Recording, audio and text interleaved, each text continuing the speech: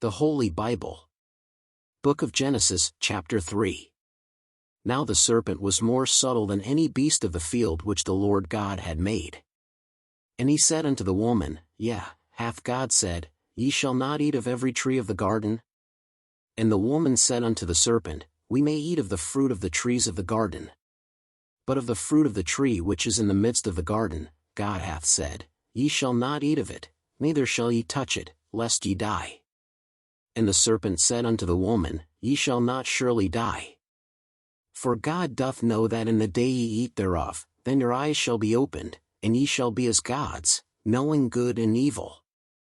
And when the woman saw that the tree was good for food, and that it was pleasant to the eyes, and a tree to be desired to make one wise, she took of the fruit thereof, and did eat, and gave also unto her husband with her, and he did eat. And the eyes of them both were opened, and they knew that they were naked, and they sewed fig leaves together, and made themselves aprons.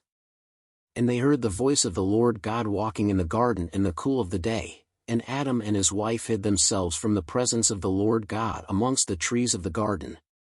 And the Lord God called unto Adam, and said unto him, Where art thou? And he said, I heard thy voice in the garden, and I was afraid, because I was naked, and I hid myself. And he said, Who told thee that thou wast naked? Hast thou eaten of the tree, whereof I commanded thee that thou shouldest not eat? And the man said, The woman whom thou gavest to be with me, she gave me of the tree, and I did eat. And the Lord God said unto the woman, What is this that thou hast done? And the woman said, The serpent beguiled me, and I did eat. And the Lord God said unto the serpent, Because thou hast done this, thou art cursed above all cattle, and above every beast of the field, upon thy belly shalt thou go, and dust shalt thou eat all the days of thy life. And I will put enmity between thee and the woman, and between thy seed and her seed, it shall bruise thy head, and thou shalt bruise his heel. Unto the woman he said, I will greatly multiply thy sorrow and thy conception, in sorrow thou shalt bring forth children, and thy desire shall be to thy husband, and he shall rule over thee.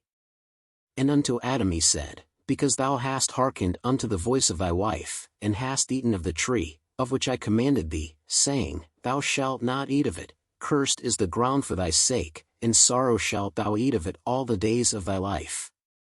Thorns also and thistles shall it bring forth to thee, and thou shalt eat the herb of the field.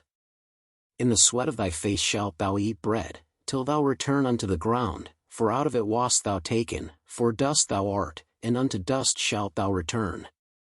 And Adam called his wife's name Eve, because she was the mother of all living. Unto Adam also and to his wife did the Lord God make coats of skins, and clothe them.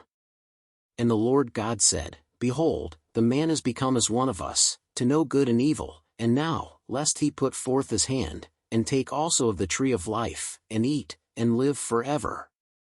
Therefore the Lord God sent him forth from the Garden of Eden, to till the ground from whence he was taken. So he drove out the man, and he placed at the east of the Garden of Eden cherubims, and a flaming sword which turned every way, to keep the way of the tree of life.